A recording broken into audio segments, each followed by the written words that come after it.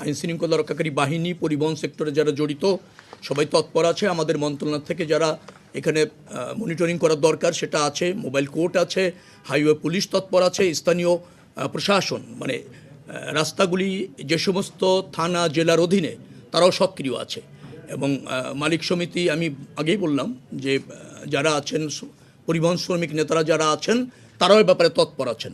তারা বিরত থাকছেন আমি তা বলছি না, তৎপর আছেন বলছি।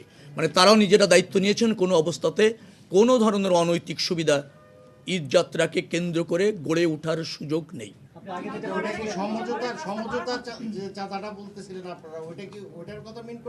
না, আপনি এখানে সেটা আনছেন কেন? আপনি জেনে বলেন, প্রশ্ন এখানে প্রসঙ্গের মধ্যে বলেন। মালিক সমিতি তাদের কল্যাণে নির্ধারিত হারে ঐক্যবদ্ধভাবে অথবা সর্বসম্মতিতে তারা তাদের কল্যাণে একটা চাঁদা গ্রহণ বা নিয়মিত নেন। সেটা শ্রমিকদের কল্যাণে শ্রমিকরা এবং মালিকদের কল্যাণে মালিক সমিতি, শ্রমিক সমিতি সেটা গ্রহণ করেন। সেটাকে আমি বলছি চাঁদাবাজি নয়।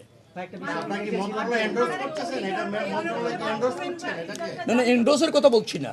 একটা সমিতি রেজিস্ট্রেশন হয়েছে, সেই সমিতি তাদের কল্যাণে একটি অর্থ কালেক্ট করার যদি বৈধতা থাকে সেটাকে আপনি চাঁদাবাজি কেন বলছেন? না না, আপনি চাঁদাবাজি বললে সেটা চাঁদাবাজি হবে। আপনি আমাকে নির্দিষ্ট করে বলেন সমিতির অথবা শ্রমিক সংগঠনের বৈধতা নেই, রেজিস্ট্রেশন নেই, তারা সেখানে স্বেচ্ছাচারীভাবে কোনো জায়গা থেকে মালিকদের কাছ থেকে, শ্রমিকদের কাছ থেকে বা পরিবহন সেক্টর থেকে চাঁদা নিচ্ছে, আপনি আমাকে জানান।